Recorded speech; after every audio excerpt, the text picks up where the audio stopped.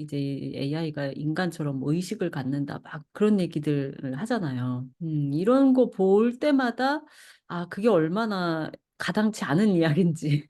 그러니까 매운맛을 느끼는 것을 일상생활을 살아갈 때는 맛이라고 설명을 하잖아요. 근데 교과서에서는 그거는 아, 뭐 통각. 페인으로 분류를 그쵸. 하거든요.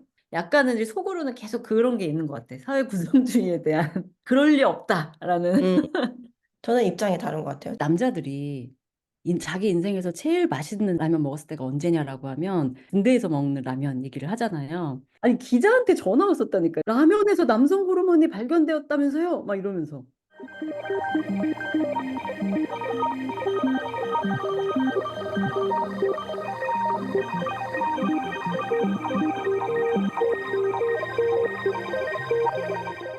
잘 지내셨어요? 학기 지금 초라서 개강 해가지고 조금 정신이 없었어요. 개강하는 데다가 뭐가 뭐 막 하든 뭘 할 일들이 막 좀 몰려서 근데 조금 지금 이제 괜찮아졌어. 음, 음. 거기는 그 독일은 그 세계 여성의 날 뭐 이런 거 뭐 좀 떠들썩하게 뭐 하나요? 3월 8일 뭐 있었나요? 트위터나 링크드인에는 연구소 계정으로 뭘 올렸던 것 같은데, 음, 음, 그 오프라인으로 뭐가 크게 있지는 음, 않았고요. 그냥 음, 제가 개인적으로 그 공용 탕비실 같은 데에 뭐 음. 초콜릿 같은 거 내놓고 이메일로 뭐 Happy International Women's Day, there are chocolates in the kitchen 이렇게 전체 이메일 보내고 그러거든요. 질리아라 님이 했다고 그거를? 네. 와. 네, 주체적인 여성이시네. 저도 나름 이제 그때 얘기했던 그거 이제 채널리스 글 쓰고 또 하나 약간 그 여성의 날 관련해서 날짜는 많이 지났지만 그 시내 20일에도 이제 아마 이번 주 목요일 정도면은 또 늘 쓰는 그 지면에 관련해서 썼어요. 음, 약간 지난번 채널 예스는 이제 이과 여자 버전이고 시내 21은 아무래도 영화 잡지니까 그건 이제 문과 여자 버전.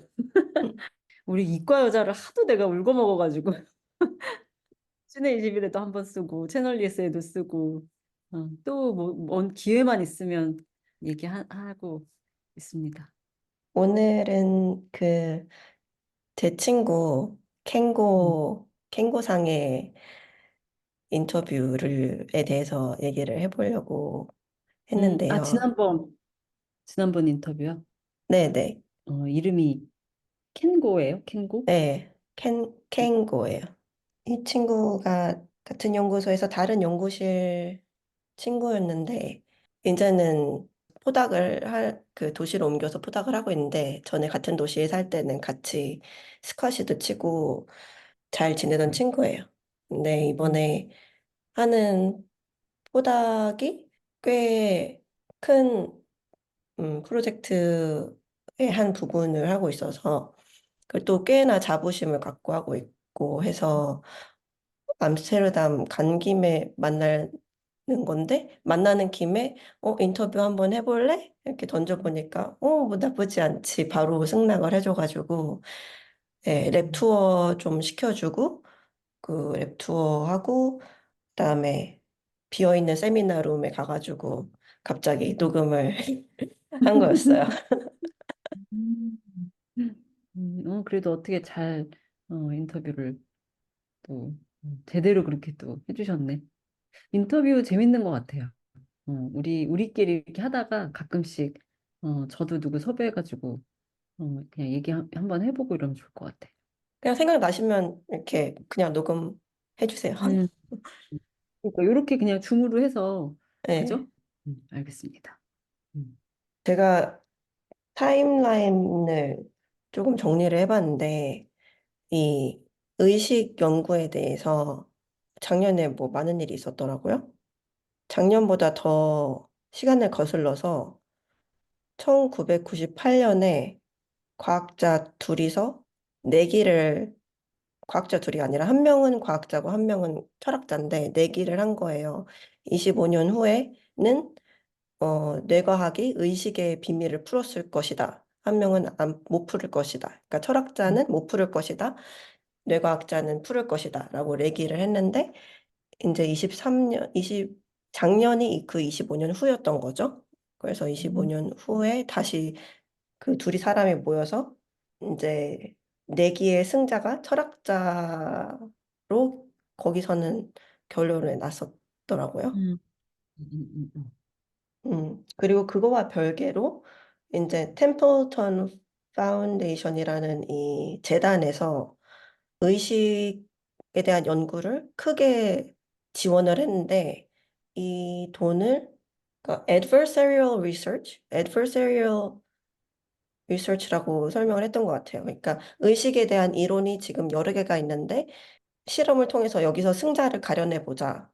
그래서 2021년에 이 실험 계획을 사이언스지에 발표를 했고 2023년 2월에 그 실험에 대한 세부 계획을 플러스 원에 이제 출판을 했고, 그리고 6월 달에 이제 아카이브에 결론이 약간 이론 A가 있고 이론 B가 있고 이 둘 중에 승자를 가려내는 실험을 설계한 거였는데 애매하게 결과가 나와서 A도 아니고 B도 아니고 뭔가 애매한 결론이 났던 거예요. 그나마 A가 좀 더 그럴듯할지도 이런 식으로 결론이 났었는데 과학 언론에서는 A가 승자다.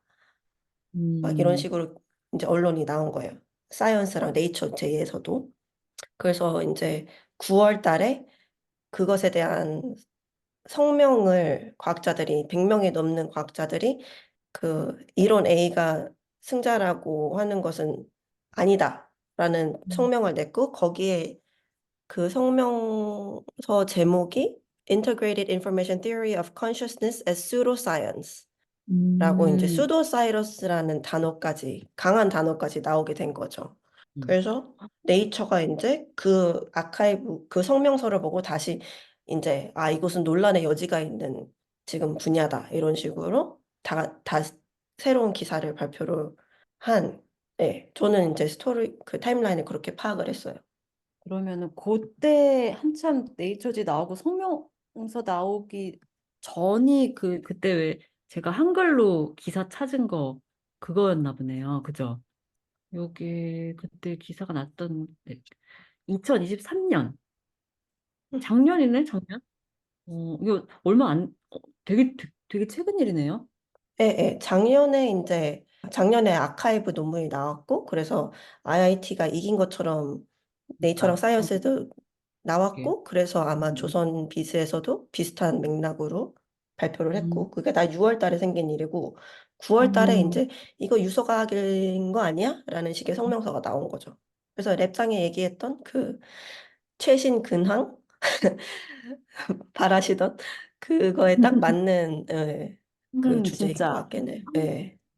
되게 큰일이네요. 그냥 뭐 최신 연구 동향 뭐 이 정도가 아니라 굉장히 뇌과학계에서는 되게 센세이셔널한 일이었겠는데? 근데 그러면 저는 이런 일이 일어나고 있는지 전혀 몰랐어요. 그거 물어보려고 했거든요. 뭐 질리아리 님도 이거 뭐 서명서에 사인을 하셨냐, 뭐 내지는 뭐 이런 거 물어보려고 했는데, 또 이게 약간은 어떤 그들만의 또, 좀 그런 게,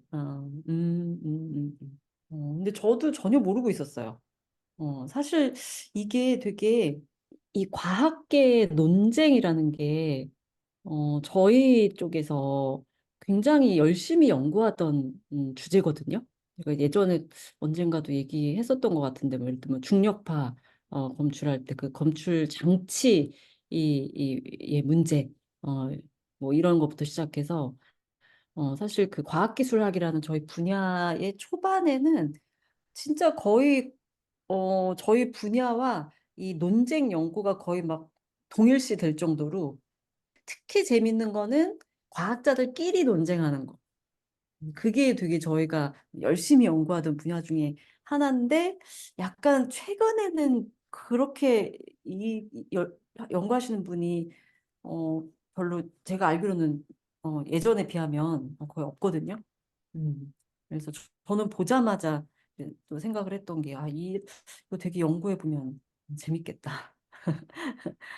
도대체 이 실험에 대해서도 이거를 둘 중에 하나를 선택을 해보려고 한 실험인데, 어쨌든 되게 애매한 결과가 나왔다는데, 그 애매하다는 게 어떤 의미인지도 되게 궁금하고, 이제 여전히 그러면은 이게 두 이론이 여전히 각각을 지지하는 과학자들이 있는 거죠? 그렇게 저도 파악이 그죠? 되는데, 예, 저도 이쪽 분야 사람이 아니다 보니까, 음, 그 음, 의식에 특별히 관심이 있는 그게 아니다 보니까, 음. 정확하고 엄밀한 얘기는 오늘 하기는 힘들 것 같고, 저도 대략적으로 분위기가 이런 것 같다. 특히 그 슈도사이언스 얘기가 나왔다는 게 되게 재밌는 포인트인 것 같아요. 음, 웬만하면은 서로 사실 그건 약간 선을 넘은 거잖아요. 그냥 네 과학이 좀 문제가 있고 이 정도면 되는데, 이거는 뭐 거의 막 딱 경계를 그으면서 뭐 가짜 과학 약간 이런 거는 좀 뭔가 그 사연이 있지 않고서는 과학자들이 함부로 다른 과학 동료 과학자들한테 그렇게 이름을 붙이고 밀어내기가 쉽지 않은데, 그 사연이 되게 궁금해지네요. 그러니까 이런 거를 저는 보고 있으면, 왜 요즘에 한참 이제 AI가 너무 빨리 발전을 하는데, 사람들이 되게 그 좀 걱정하는 사람들은 뭐 AI가 인간처럼 뭐 의식을 갖는다 막 그런 얘기들을 하잖아요. 이런 거 볼 때마다 그게 얼마나 어 가당치 않은 이야기인지. 음, 인간의 의식도 아직 과학적으로 명확하게 설명하지 못하는데 뭘 보고 의식이 있다고 하는 걸까? 뭐 과연 하여튼 뭐 그런 생각이 들어요. 음. 음. 그 캥거와의 인터뷰 굉장히 초반에 그런 얘기가 나오는 것 같아요. Hard problem of consciousness. 그러니까 consciousness가 대체 무엇인가에 대해서는 우리가 지금으로서는 설명할 길이 없다. 제 입장에서는 이제 정리하기 나름인 거를 이제 엎치락뒤치락 하고 있는 것 같아 보이는데, integrated information theory, 가장 지금 제일 오래되고 유명한 theory에서는 그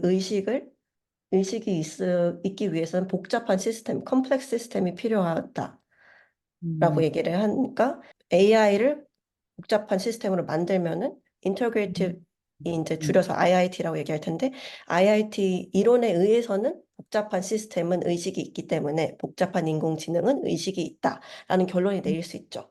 근데 음. 그거의 전제가 IIT가 맞다라는 전제가 들어가야지만 복잡한 인공지능 의식이 있다라는 얘기가 갈 수 있는데 IIT 자체가 실증적으로 검증할 수 있는 이론이 아니기 때문에 지금 유사과학이라는 얘기가 나오는 것 같거든요. 음. 왜냐면 음. IIT가 캥거의 말에 의하면 굉장히 수학적인 모델로 의식을 설명하는 건데, 의식이라는 것 자체는 우리가 개인적으로 경험하는 것이고, 그것이 물리적 실체에 대해서 얘기하는 걸 떠나서 그것이 수학적인 모델과 동일시하다라는 것 자체도 엄청난 이제 비약을 필요로 하는 얘기라서, 예. 음. 그래서 저는 맞아. 아까 음. 그 이제 다른 사람이랑 이곳에 캥거의 인터뷰를 들으면서 얘기를 했는데 칼 포퍼 얘기가 나왔어요. 그러니까 검증 가능성이 과학과 비과학을 나누는 음. 기준이라면 이것을 수도사이언스라고 비판하는 것은 논리는 있는 그거는 얘기인 것 같아요. 정당한 비판이에요. 이 그 IIT 말고 이 GNWT 요거는 검증 가능한 이론인 건가요? 그렇게 평가가 되는 건가요?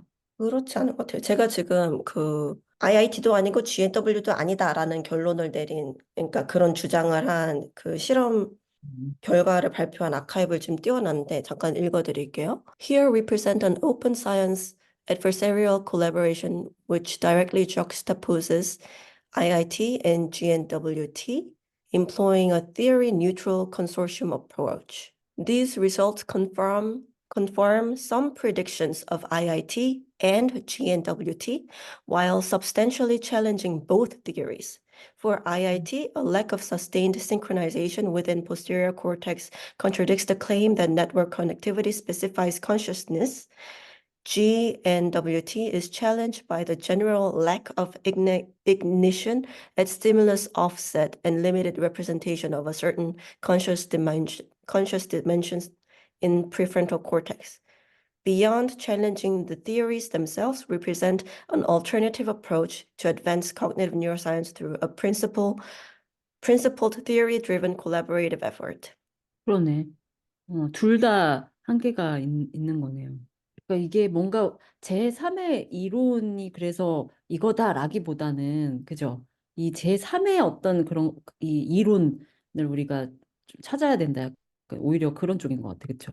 이론 alternative approach가 필요하다라는 게 굉장히 음, 브로드한 그렇네. 이론도 음, 이론 좁네요. 이 어프로치라고 하면. 저는 이 마지막에 뭐 이렇게 해야 된다라 거기에는 크게 웨이트를 두지 않는 편이에요. 음, 그냥 이런 음. 얘기 뭐 그냥 하는 얘기 아닌가?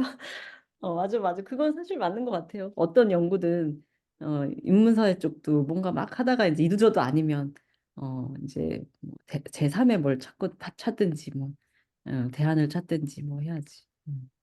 음, 그리고 제가 지금 방금 보내드린 파일이 그 사람 성명서예요. 9페이지짜리. 네. 첫 장만 그 내용이고 두 번째 장부터는 그냥 그러네. 다 이름이에요. 네. 아, 진짜? 어떻게 이렇게 과학자들이 이게 막, 어? 집단 행동을 웬만하면 이렇게 하기 쉽지 않을 것 같은데. 여기 한국 사람은 없나?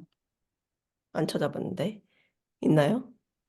없는, 일단은 뭐 코리아 검색했을 때는 안 나온 거 보니까 없을 것 같은데 왜냐면 여기 소속에 보면은 국가나 뭐 이런 명이 있어서 음. 웬만하면 나 네, 이렇게 대충 봐도 어 그래도 타이완, 홍콩, 일본도 있고 중국도 있고 이렇게 있긴 있네. 우리만 한국만 없는 것 같아요. 아니, 왜냐면 저는 이제 한국 분 계시면 약간 이제 또 한번 연락해서, 그냥 아무래도 여기 계신 분한테 여쭤보면 조금 더 편하게 얘기할 수 있을 것 같아서 뭐 연락해볼까 했는데, 안 계신 것 같아. 음, 제가 흥미롭게 보는 지점 중 하나는 이게 다 재단에서 후원하는 연구라는 거, 그리고 재단이 이 대규모의 펀딩을 쓰지 않았다면은 정부 음, 지원금으로는 이루어지지 않았을 종류의 연구라고 생각이 돼요. 사실 음, 세금을 쓴다는 것은 이것을 통해서 국민들한테 뭔가 돌아가야 되는 게 있어야 되고, 제안서 쓸 때도 그러니까 뭐 무슨 병을 치료하는 데 도움이 될 것 같다라는 이런 식으로 해야지 제안서 기획서 자체가 성립이 되는데, 이거는 의식에 대해서 의식의 위닝 티어리를 밝혀내고 싶은 연구는 예, 정부 지원금으로는 거의 음. 불가능하다고 생각이 들죠. 그러니까 이게 지금 아까 얘기한 그 템플턴? 그 재단에서 돈을 주고 그 결론이 그건 거죠. 그 뭐 IIT 그러니까 조금 뭐 하여튼 뭐 결과적으로는 뭐 애매하게 나왔다. 이거까지가 이제 템플턴에서 다 지원을 한 건 거예요. 음. 지금도 계속 진행 중인 거예요. 이 아, 아, 연구 프로젝트 자체는. 뭐 하는 재단일까? 약간 이게 그 외국 재단들 보면 항상 이렇게 캐보면은 뭐가 있더라고요.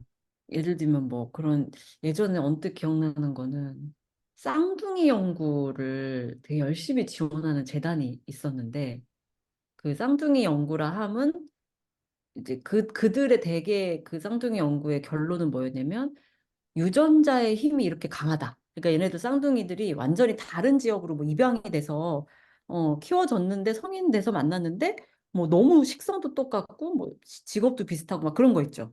취향도 비슷하고.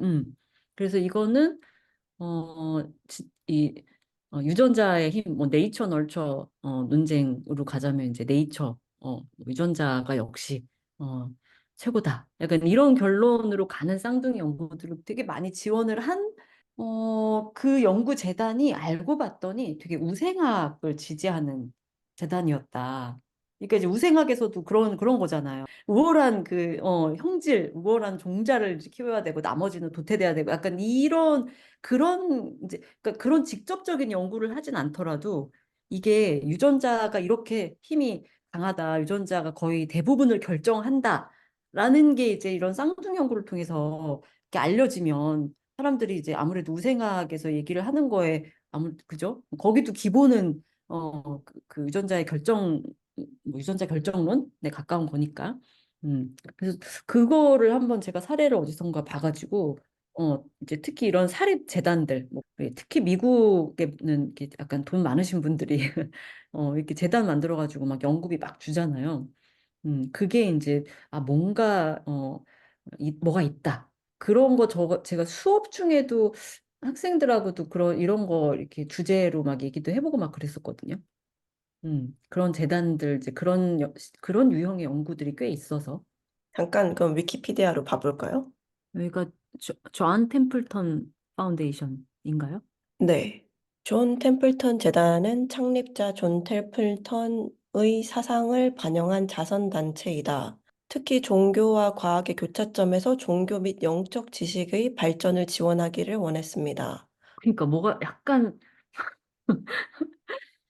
느낌이 물리학, 생물학, 심리학, 사회과학은 물론 철학과 신학 분야의 연구를 지원하는 것을 목표로 하는 광범위한 보조금 프로그램을 보유하고 있습니다.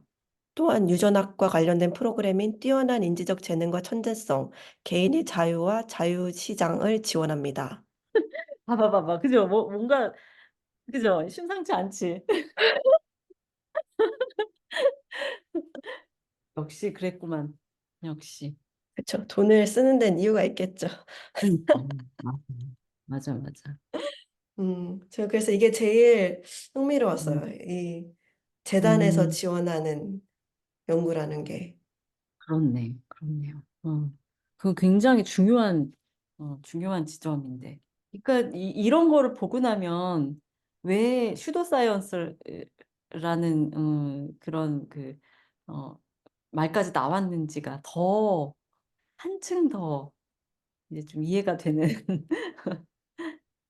근데 음. 또 그 탱고의 말에 따르면 흥미로운 게 이 템플턴이 후원하는 그 프로젝트 안에서 참가자로 이제 그러니까 지원금을 받고 있는 과학자도 그 IIT가 수도사이언스인가라는 그 성명서에 이름을 사인을 했다는 거예요. 하긴 뭐 거기 참여하는 연구자들이 한두 명은 아닐 거잖아요. 그죠? 되게 많을 테니까 또 그중에는 그렇지. 그 캥고라는 그분이 그 일원은 아니신 거죠? 특별히 막 저게 맞다 이게 맞다라는 강한 포지션이 있는 건 아니었던 것 같은데 그래도 IIT가 컴플릿 부시실 리는 없다 이런 식으로 말을 했었고요. 그리고 자기 실험의 결과를 통해서 그러니까 비슷비슷한 이론 중에 하나가 더 favorable 하다라는 것이 발표를 뒷받침하는 근거가 될 것이다 라고 얘기를 했었거든요. 그분도 이 템플턴 재단 연구비 받으시는 분인 거예요? 예, 예, 예. 캥고도? 예. 그치. 그러니까 저도 그렇게 언뜻 들은 것 같아서. 음, 근데 자기가 하는 연구에 대해서 이제 뇌과학자랑 얘기를 할 때는 자기는 의식 연구를 하고 있다라고 특별히 설명하지 않고 시각인지, visual perception 연구를 하고 있다라고 설명을 한다 그랬어요. 맞아. 그 얘기도 했어. 그래서 그때 길리아라 님이 되게 좋은 전략이다. 표현했던 것 같아. 음. 요즘에 많이 느끼고 있어요. 똑같은 연구를 해도 어떻게 포장을 하느냐에 따라서 그러니까 상대방 듣는 사람들의 이제 취향에 맞춰서 포장을 다르게 해야지 이게 잘 팔린다는 것을 그거는 저도 진짜 그거를 초반에는 잘 모르다가 조금 이게 시간이 좀 지나고 저도 경험이 좀 쌓이고 나서야 이제 깨달은 것 같아요. 저도 처음에는 막 무조건 전 성형 연구한다.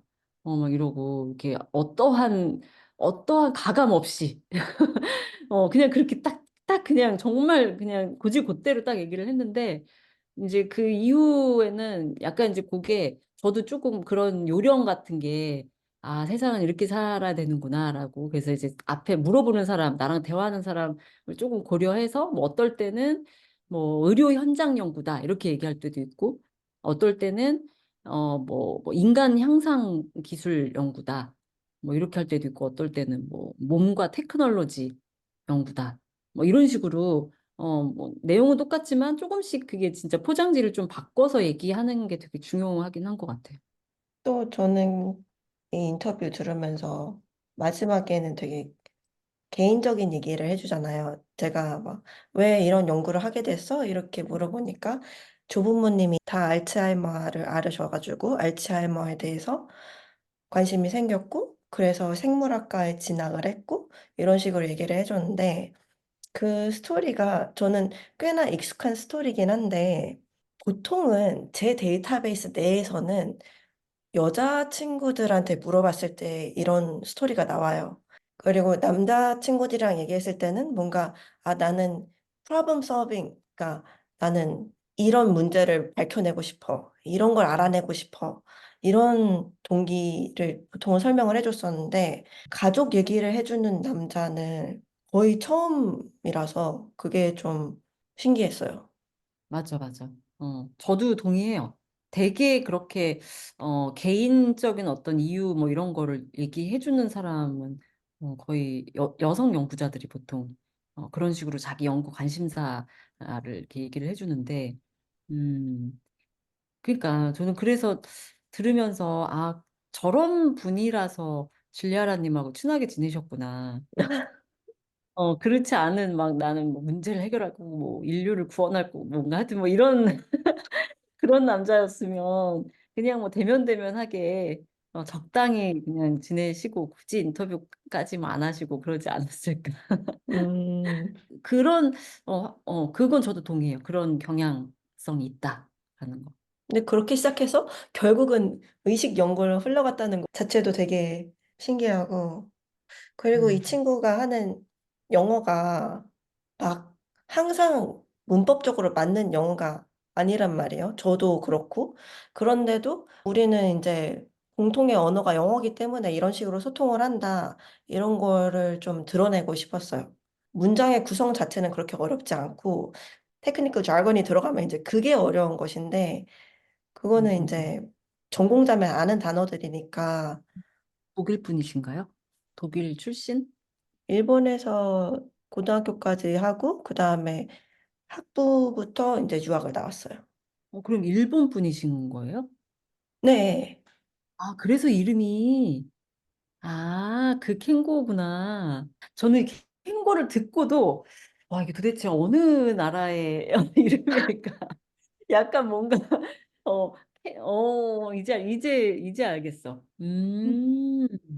아, 일본 음, 유학생 꽤 귀해요. 잘 음. 없어요. 일본 사람도 유학을 다 어디로 가지? 유럽으로 많이 가는 줄 알았는데. 유학을 잘 안 간다고 전 들었어요. 맞아. 맞아. 그것도, 맞아요. 맞아. 일본 예전에도 일본 대학원생들 보면은 일본에서 다 하고 약간 그 친구들은 뭐 1, 2년씩 유럽으로 뭔가 하여튼 이렇게 좀 나갔다가 들어오는 거는 되게 많이 하더라고요. 근데 학위를 아예, 이렇게 외국에서 받지 않는 것 같아. 근데 그렇게 해도 어쨌든, 유럽으로 나가는 경험들은 좀 많은 것 같고.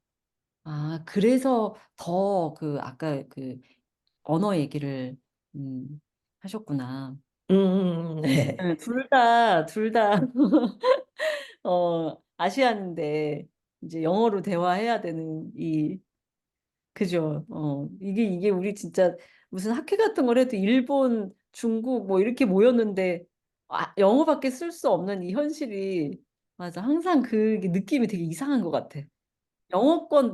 그 영어 쓰는 네이티브가 하나도 없는데 한 명도 참석 안 하고 딱 진짜 아시안들끼리만 해서 일본, 중국 저희도 그게 있거든. 뭐 동아시아 무슨 과학기술학회 뭐 이런 게 있으면 그냥 딱 중국, 대만, 뭐 일본, 한국 딱 이렇게 네 개 나라만 모이는데 그냥 어쩔 수 없이 영어를 해야 되는 그 상황이 서로 씁쓸하지만 방법은 없고. 그러면 질리아라 님이 뇌과학의 그 지금 그런 분야를 선택하게 된 것도 뭔가 그런 게 있나요? 개인적인 어떤 계기나 뭐 저는 stereotypically men 같은 동기부여예요. 문제를 내가 해결하고 싶고 막 이런 거. 저는 뇌를 들여다봐서 그 안에서 의식 혹은 감정, 기억 이런 것들을 찾고 싶었어요. 로케이트 하고 싶었어요. 뇌를 열심히 들여다보면 여기 happiness, 여기 sadness, 여기 음, anger 이거를 이제 그게 뭐 분자의 형태든 단백질의 형태든 그런 물질의 형식으로 존재를 할 거라는 어떤 음, 가정하에 이제 뇌를 열심히 들여다보면 그거를 알 수 있을 거야. 그러면은 음, 그것을 다 밝혀내면 사이코패스들에도 이제 뇌를 어떻게 바꿔 흔들면은 그 사람들도 이제 착한 사람이 될 수 있는 거야. 뭐 이런 식으로 생각을 해서 뇌과학을 쪽으로 진학을 했는데 그 석사 때 철학 프로젝트를 하면서 마인드 바디 프로블럼에 대해서 알게 되면서 이게 굉장히 나이브한 생각이었구나.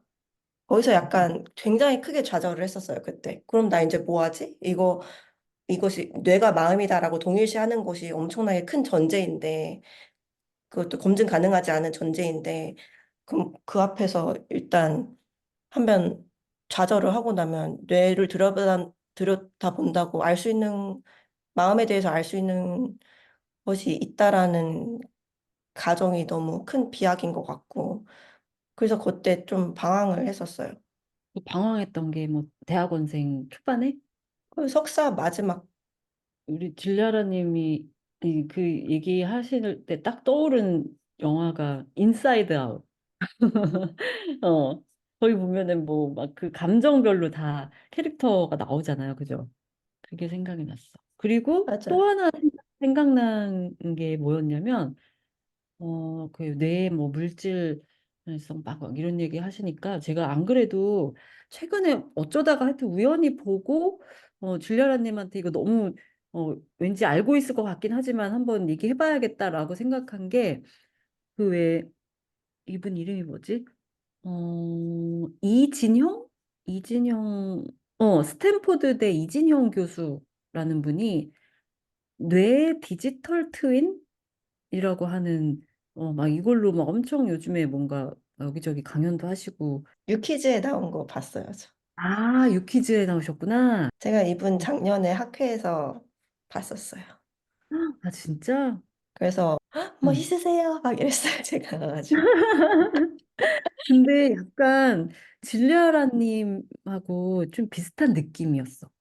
음, 어떤 면에서요? 그냥 인상이. 아, 뭔가 아니, 꼭 이렇게 무슨 생긴 거라기보다는 얘기하는 하여튼 그런 그 자기 연구를 뭐 소개하고 뭔가 하여튼 그냥 전반적으로 느낌이 와 우리 질리아라님이 조금 이제 더 크면 저런 분 되시겠구나 약간 이런 느낌? 음. 저 되게 좋은데요. 전 되게 인자하시다는 인상을 그러니까. 받았어가지고. 맞아요, 맞아요. 어, 음, 그런 인상 기본적으로. 음. 이진영 교수님이 유퀴즈에 나와서는 그분이 할머니가 디멘샤인가 그런 걸 앓으셔가지고 아, 원래는 아주 공학 쪽 전공이었는데 할머니 때문에 뇌과학으로 전향을 했다 이런 식으로 얘기를 하셨었어요. 이분이 그러면 뇌과학자 출신이 아닌가 봐요. 원래 전산 아니면 전전이었던 것 같아요. 오, 맞네. 전전. 맞아요, 맞아요. 맞네. 석박, 학석박을 다 전기전자 공학으로 하셨어요. 어. 아. 그러니까 저는 그래서 사실 이분 강의를 제가 조금은 듣긴 들었는데, 뭐 이렇게 처음부터 끝까지 막 완전히 막 되게 정독하면서 열심히 막 적어가면서 듣지는 않아서 혹시 좀 틀릴 수도 있지만 이분이 얘기하는 그 뇌의 디지털 트윈이라는 게 뇌를 물리학적으로 뭔가 어떤 뭐 실체 뭐 이런 거라기보다는 얘를 디지털 상에서 뇌를 구현을 하면서 제 느낌에는 조작과 재현을 이렇게 같이 하려는 것처럼 들렸거든요. 그러니까 예를 들면은 재현을 완벽하게 다 하고 나서 우리가 이걸 가지고 뭐 치료를 하든 뭘 하든 조작을 하겠다가 아니라 조작을 해 가면서 재현도 해 가면서 막 이거를 같이 하겠다 약간 이런 식으로 들렸는데 그렇게 이해해도 되나요? 저는 잘 몰라서 지금 열심히 설명 들었는데. 아, 그래요? 그렇구나. 아니, 왜냐면 제가 딱 이거에 꽂힌 이유가 제가 이제 진리아라님한테 열심히 또 이렇게 들은 게 있잖아요. 진리아라님의 그 연구에 대해서 제가 막 그때 막 감탄을 해가면서 이제 들었는데 그러고 또 진리아라님이 특히나 이제 본인 얘기하고 나서 또 얘기한 게 그때 한참 철학적인 얘기, 실제, 이게 과연 뭐 실제 하는가 막 이런 얘기를 했었단 말이죠. 음. 그러니까 과연 내가 뭐 예를 들면 어떤 장비를 통해서 뭔가를 봤는데 뭐 뇌에 뭐 어떤 부위를 봤는데 진짜 이게 정말 저기에 실제 하는 거라고 얘기할 수 있냐. 그래서 이제 저한테는 되게 이 실제에 대한 관심을 그때 이제 확 느꼈는데 과연 내가 보고 있는 이 이미지가 실제를 정말 그대로 재현하는 게 맞나? 약간 이제 이거에 대한 문제 의식이라고 생각을 했었어요. 근데 이제 이 지금 얘기한 그 이진영 교수님이 얘기하는 뇌 디지털 트윈은 제가 그래서 그런 방식으로 이해를 한 것 같아. 아, 이분은 이게 어떤 뭐 디지털화된 어떤 이미지나 뭐 하여튼 무언가가 이 뭐 제어물이 뇌를 그대로 이제 반영한다, 재현한다라는 거를 먼저 이거를 찾으려 하기보다는 예를 들면 그거 이제 제가 그런 얘기 했었잖아요. 뭐 이안 해킹 얘기하면서 내가 뭐 전자를 움직이게 할 수 있으면 조작할 수 있으면 그건 실제하는 거다. 약간 이런 느낌으로 뇌 연구를 하시는 그런 느낌의 디지털 버전으로 이걸 하시는 건가? 그러니까 조작과 재현의 경계를 막 넘나드는 이런 건가? 라고 제가 이해를 했습니다. 이제 그 전에 질리아라님의 그 문제의식과 연구 얘기를 들었기 때문에. 근데 이분의 연구를 볼 때도 다른 거가 관심이 아니라 그게 되게 저한테는 되게 이렇게 눈에 확 들어왔고, 하여튼 그래서 되게 재밌게 봤어요. 그러니까 뇌는 너무 밝혀진 바가 우리가 가지고 있는 뇌에 대한 지식이 완전하지 않은데 그걸 바탕으로 디지털 뇌 모델을 만든 것인데 그리고 그 모델을 조작함으로써 실제 뇌 반응을 예측을 하는 음, 그런 패러다임 속에서 음, 실제 뇌와 그 모델이 완전히 갖출 수는 없다는 거는 모두가 동의를 할 텐데 그럼 완전히 똑같지 않은 이 모델을 조작함으로써 실제 뇌를 예측을 한다.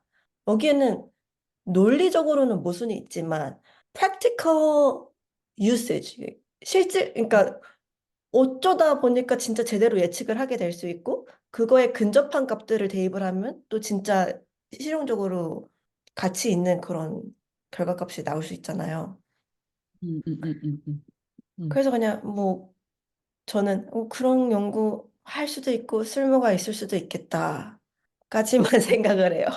아니, 그분이 안 그래도 뭔가 약간 스타트업 같은 거를 하시는 것 같더라고요. 음, 그냥 연구만 하시는 게 아니라 그거를 아예 이렇게 사업적으로 하시니까 그래서 아마 그 질리아나님이 얘기하신 그 의미가 더 그러니까 이분이 쭉 해나갈 수 있는 어떤 동력이 되는 것 같아. 어쨌든 진짜 프랙티컬하게 이게 내가 여기서 뭔가를 작동을 했을 때 실제 뇌에서 뭔가가 또 변화가 일어나면 어쨌든 그 원리를 뭐 정확히 알거나 1대1 매칭이 되지 않더라도 그죠? 모델과 실제 뇌가 동일하지 않더라도 그게 어쨌든 치료할 때는 그런 게 중요한 건 아니니까. 음, 어쨌든 내가 실제 뇌를 변화시키는 거면 그건 치료 작용을 하는 거기 때문에 이제 그것만으로도 사실 의미가 있는 거겠죠? 그렇죠. 와우. 이분의 언급이 될 줄 몰랐어요. 아, 진짜? 아, 내가 말하길 잘했다. 링크를 언제 카톡방에 올려야지 하고 있었는데 오늘 마침 딱 그 얘기 잘한 것 같아요. 아, 그 얘기도 해볼까요? 제가 옛날에 썼던 글 보내드렸잖아요. 뇌과학 지식도 비장애인을 디폴트로 하고 있다는 것을 알게 됐다. 대뇌의 뒷부분에 시각 정보를 처리하는 부위가 있는데 이곳을 시각피질이라고 부른다. 아마 인간의 뇌 부위 중 가장 연구가 많이 된 부위일 것이다.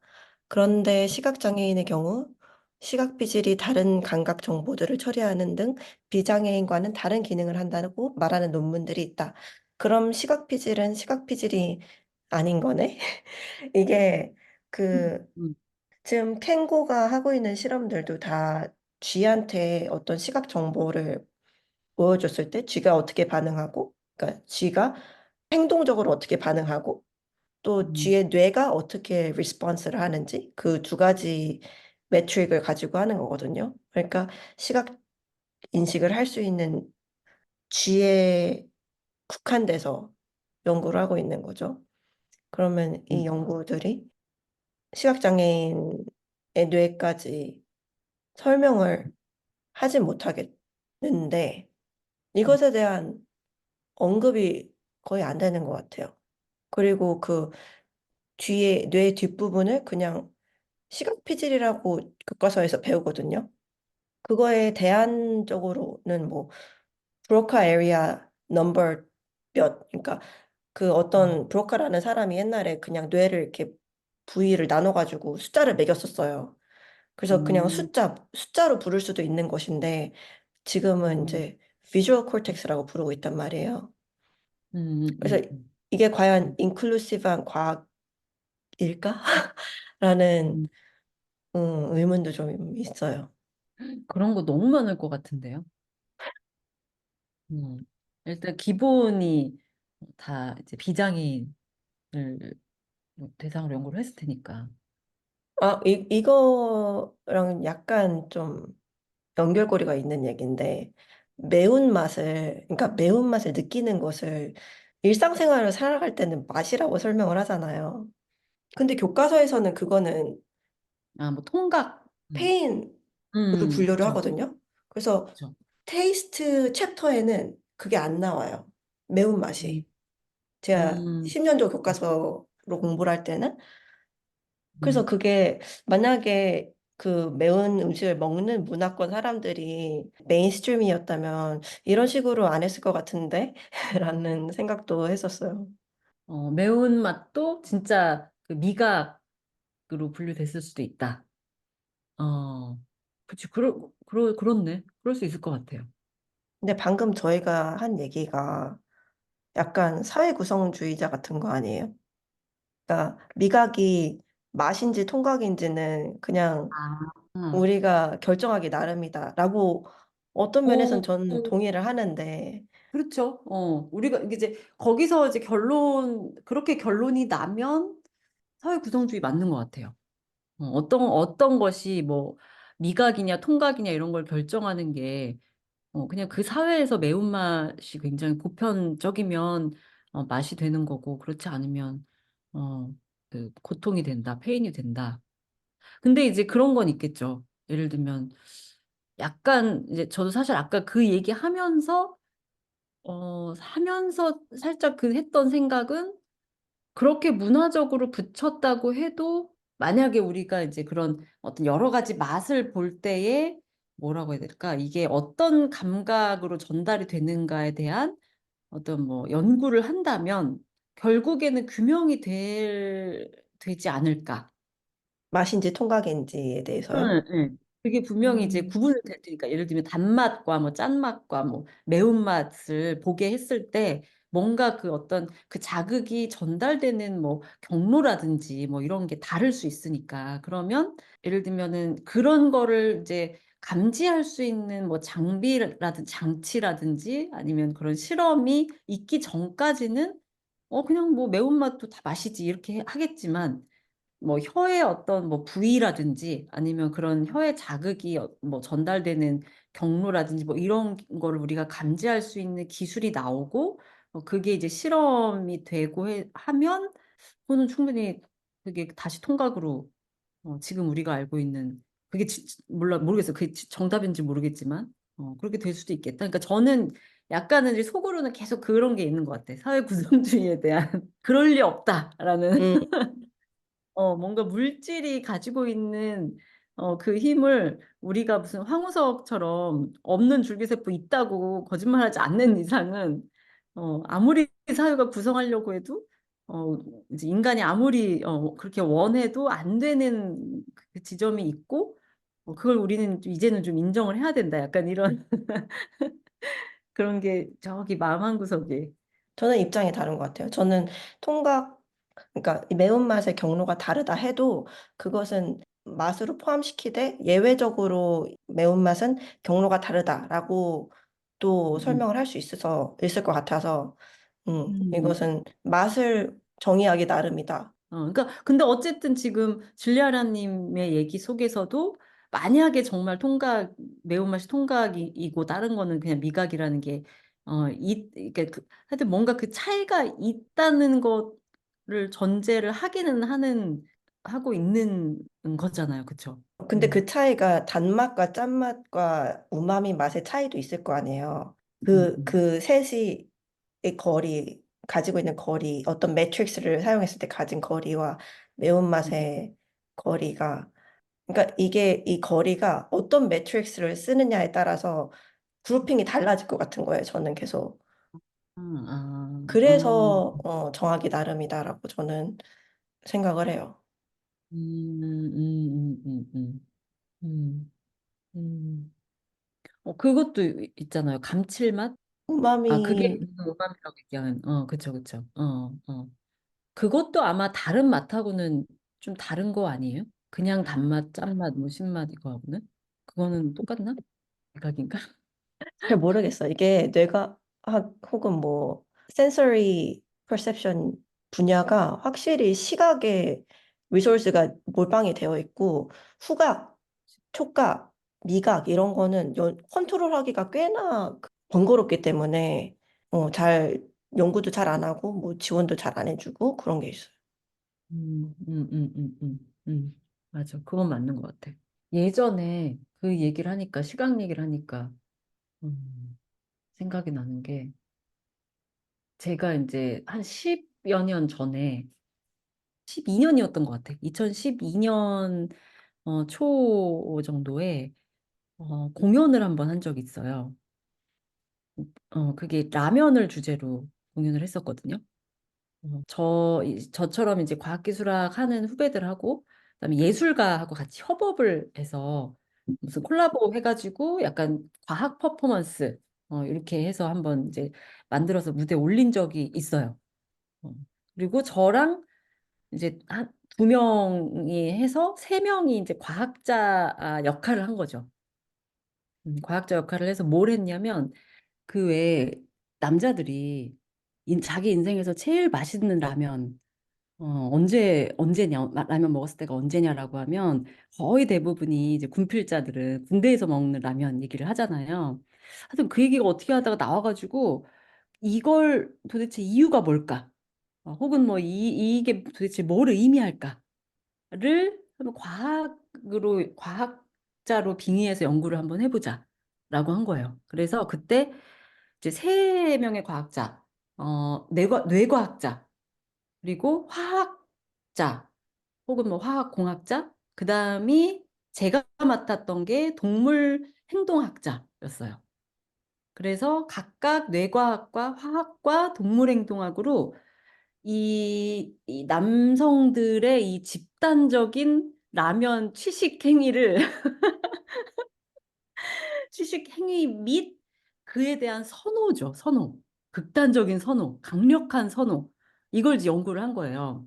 그러니까 이제 저희 딴에는 이제 이게 그런 거지. 일단은 어 과학이라는 거를 과학의 연구 대상을 우리는 굉장히 일상적인 데에서 찾았다라는 의미가 있고 그다음에 이 어떻게 보면 음, 되게 어떻게 보면 되게 어이없는 연구 주제인데 이걸 진지하게 연구하는 과학자들이 발표를 했을 때 과연 사람들이 어떻게 반응할까?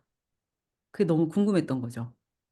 그래서 저 같은 경우는 이제 동물행동학에서 그런 어떤 동물의 행동을 설명하는 이제 이론 중에 왜 그 게임 이론이라고 있더라고요.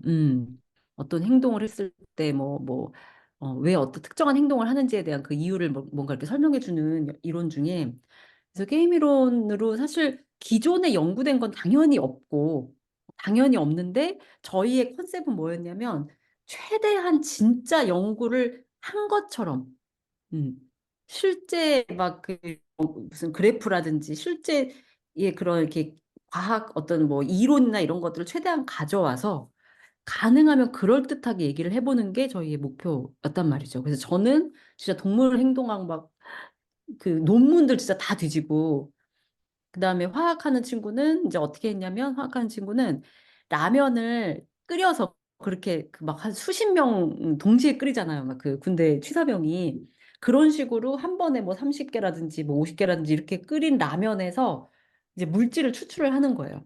어떤 특정한 물질들을 이제 여기서 뭔가 그 남성의 선호와 관련된 어떤 하여튼 물질, 남성 성과 관련된 어떤 물질을 추출을 해서 결과적으로 남성 호르몬과 화학 구조가 굉장히 유사한 어떤 물질이 검출됐다라는 걸 결론으로 하기로 했어요. 그리고 이제 뇌과학자.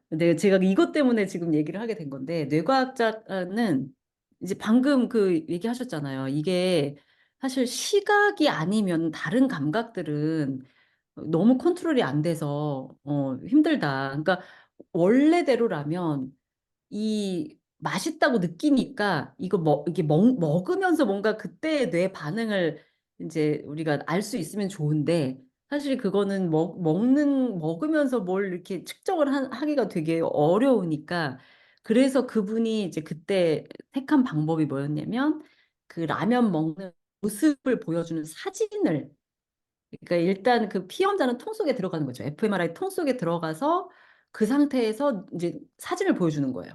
되게 이렇게 뭐 예쁜 그냥 이게 예쁜 라면 그 포장지에 있는 예쁜 그 라면 모습도 보여주고 막 군대에서 막 말도 안 되게 막 식판에다 막 다 늘어놓고 먹는 막 그런 라면도 보여주고 막 뭔가 이제 여러 가지 라면 이미지를 보여줘서 어, 그 군대에서 라면을 먹는 그 모습이라는 어떤 시각적인 자극이 뇌의 어떤 부위를 활성화시키는지 이제 그거를 본 거죠. 그래서 그때 또 그 얘기가 나왔었어요. 이게 원래 우리의 연구의 그 어떤 목적은 먹을 때 그렇게 맛있게 왜 생각을 할까니까 이게 사실 미각이어야 되는데 이거는 어떻게 뇌과학에서 어떻게 연구하기가 너무 힘들다. 어. FMR 진짜 저 아직도 기억나. 그 MRI 통에 누워서 라면을 먹을 수도 없지 않느냐. 막 이런, 막 그런 얘기를 하더라고. 그래서 어쩔 수 없이 그 이미지를 보여줄 수밖에 없고, 또 그 친구가 그때 무슨 얘기를 했었냐면, 그 이미지를 만드는 것도 되게 큰 일이라고, 그것도 사실은 변수가 될 수 있다. 어떤 이미지를 우리가 군대에서 라면 먹는 이미지라고 생각하느냐, 또 사실은 또 다를 수 있고, 뭐 하기 때문에, 하여튼 실제로 만약에 과학 연구를 한다면 더 컨트롤 해야 될 게 많겠지만, 일단은 우리가 이제 어차피 진짜로 실험하는 건 아니기 때문에, 어쨌든 그 정도만 해서 발표를 했었어요. 그래서 무대에서 진짜 이렇게 한 명씩 왜 사람들이 전형적으로 그 과학자 하면 떠올리는 그 있잖아요.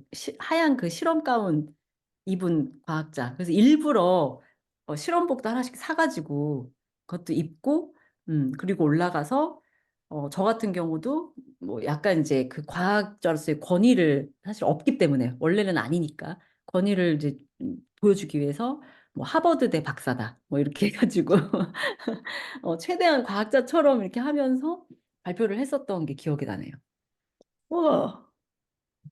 아, 그러면은 그 영국에서 보여지는 내용은 그 실험을 설계하는 데까지만 나오는 거예요? 아니면 실험 결과까지 결과까지. 나와서 그래서 이렇기 때문에, 그래서 호르몬 얘기를 하셨구나. 그래서 호르몬이랑 그 화학 맞아요. 물질이랑, 음, 맞아요. 그래서 화학자는 남성 호르몬과 유사한 화학 구조를 가진 물질이 검출되었다가 결론. 뇌과학의 결론은 뭐였냐면 그 군대에서 라면 먹는 장면을 볼 때에 어떤 뇌 부위가 이게 뭐라고 활성화 되냐면 성욕을 느꼈을 때 활성화되는 부위랑 굉장히 근접한 바로 옆에 있는 부위가 활성화된다라는 걸 결론으로 냈어요. 음, 음.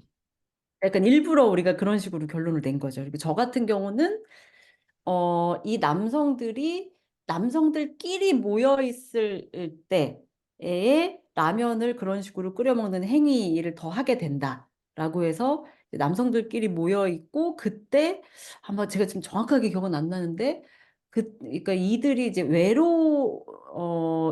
여성들 집단 여성들과 이제 떨어져서 남성들끼리만 모여서 뭔가 그런 외로움을 느낄 때 라면을 먹는 행위가 더 증가한다. 뭐 이런 식으로 음 뭔가 하여튼 그런 식으로 약간 저는 이제 어떻게 보면 약간은 그런 짝짓기와 관련된 그런 논문들 되게 많이 봤거든요.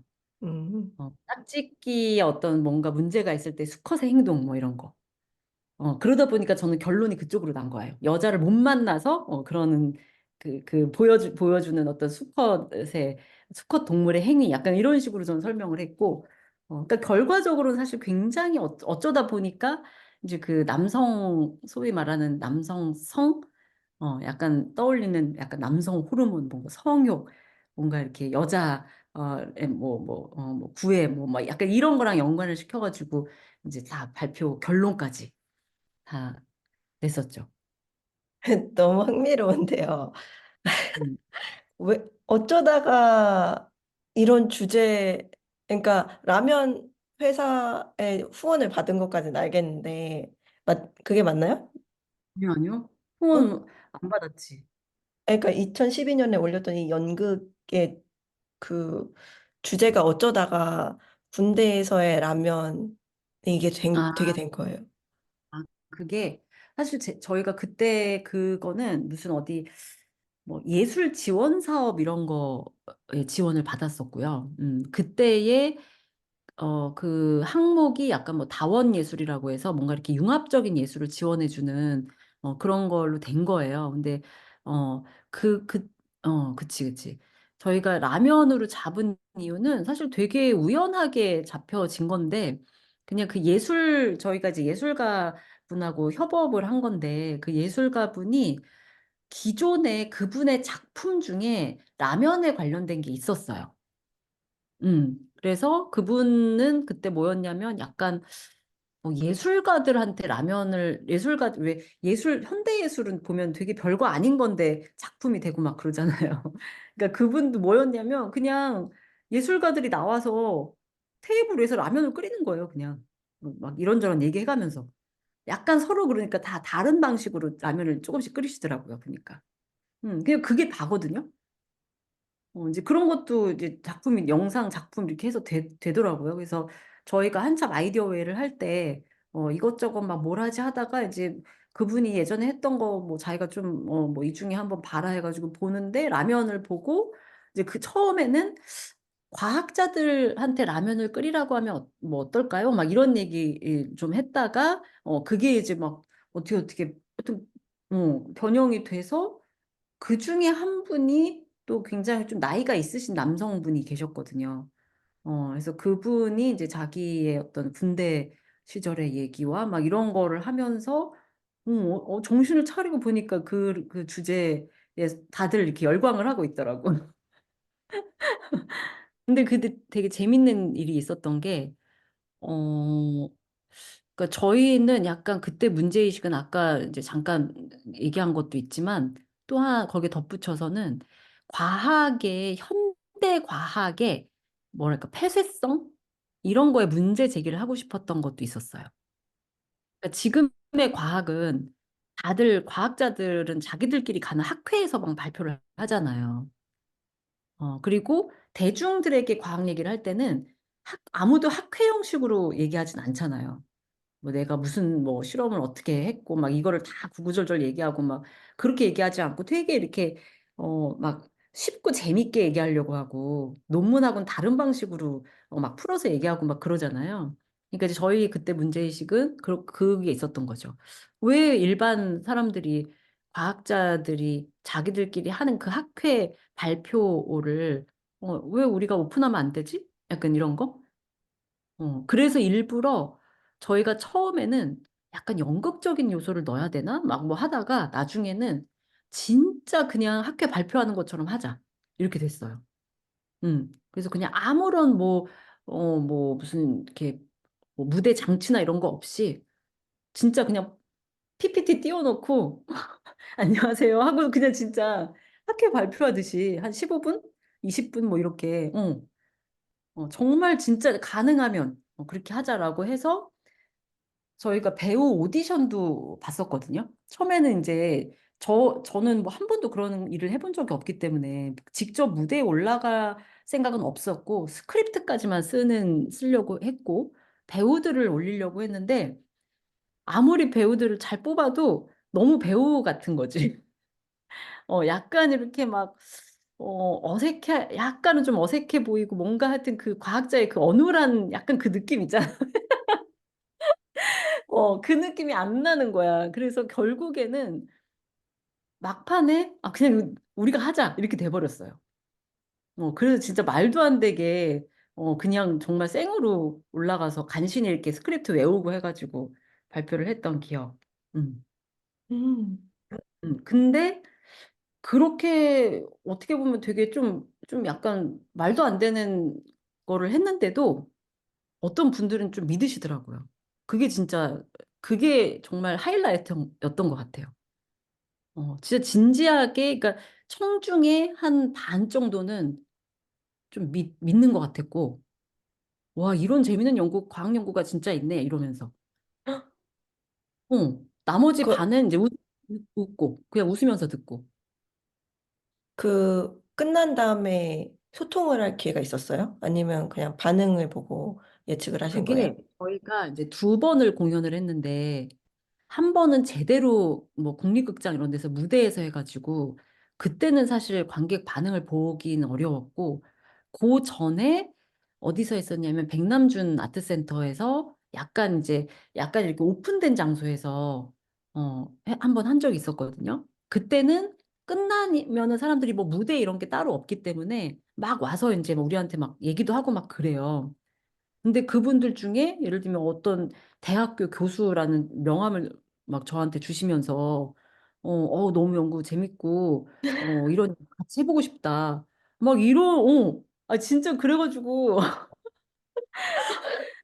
이거 믿는 분도 계시구나. 약간 이제 저희도 이게 되네? 약간 이런 느낌? 그리고 더 지금 웃긴 거는 아니 아니 기자한테 전화 왔었다니까요. 기자한테 라면에서 남성 호르몬이 발견되었다면서요? 막 이러면서. 이게 진짜 행위예술인데요? 진짜, 진짜. 너무 재밌었어요. 너무 재밌었어요. 와, 음. 이렇게 쉽게 허위, 허위, 허위, 오. 뭐죠? 그 페이크 맞아. 뉴스? 허위 뉴스? 그게 오, 정말 의도하지도 않았는데 지금 맞아요. 많은 사람들이 아직까지 그렇게 생각을 하고 있을 수 있는 거잖아요. 그때 그 관객들은. 그럴 수도 있죠. 정말 어, 그럴 수도 있죠. 음. 와우. 그 기자분한테 전화 왔을 때가 진짜 너무, 와, 약간 속으로 조금 살짝 고민도 했었거든요. 그냥 발견됐다고 할까? 약간 한번 제2의 황석이 될 수 있는 찬스? 막 이러면서 약간 진짜 1초 고민했지만, 이거 너무 무섭다. 이거, 그래서 이제 바로 얘기했죠. 그거 그냥 저희 공연의 내용이다. 음, 이제 그래서 사실대로 말했는데, 되게, 그게 라면에서 특히 아마 다른 거였으면 이렇게 관심이 없으셨을 수도 있을 것 같아요. 그 라면에서 남성 호르몬이 검출됐다라는 게 굉장히 뭔가 되게 자극적인 어떤 그 내용이 아니었나 싶어요. 음. 음. 그렇게 믿고 싶은가 봐요. 그렇게 쉽게 설득이 되는 거는, 네. 맞아요, 맞아요. 어, 그게 진짜 딱 정답인 것 같아. 어. 진짜 너무, 너무 재밌네요. 와, 요즘에도 그때 생각하면 아, 이런 거 한 번 더 해보고 싶다. 어, 왜냐면 진짜 너무 재밌었거든요. 음, 너무 재밌고, 예를 들면 질리아라님처럼 이번에는 진짜 뇌과학자, 나 이렇게 과학자들을, 그때는 우리가 이제 그냥 조금 그렇게 했지만, 이제는 어떻게 보면 진짜 과학자를 모셔서 조금 또 다른 식으로 틀어서 할 수도 있을 것 같고, 뭐 음. 생각해보면 아이디어가 좀 나올 것 같아서, 음, 음. 와, 많은 얘기를 했네요. 정말. 그러게. 어쩌다 보니 또 이 얘기까지 전혀 얘기하려고 생각도 안 한 거를. 항상 제일 재밌는 게 약간 마무리에서 팡팡 터지는 것 아, 같아요. 진짜? 아니, 줄리아나님 얘기 듣다 보면 막 나도 모르게 막 생각이 나가지고, 음, 그래서 막 이렇게 막 얘기를 하게 되네요. 네. 캥거의 인터뷰를 토대로 한 얘기는 이 정도면 정말 다양하게 얘기를 한 것 같아요. 그러니까 의식에서 이제 라면까지 왔네. 음, 재밌었습니다.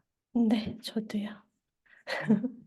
음. 저희가 지금 애플에서는 한 구독자가 60명 약간 어, 넘었고요. 팟캐스트에 한 20명 되고, 어, 스포티파이에 한 5명 되고, 그래서 다음에 녹화할 때는 아마 100명 구독자가 도달한 뒤에 뵐 것 같아요. 오, 너무 좋다. 잘 되고 있는 것 같아요. 진짜. 그냥 뭐 우리 그냥 지금처럼 그냥 꾸준히 네. 우리 하고 싶은 거 하고 그냥 우리가 재밌게 하면 될 것 같습니다. 네.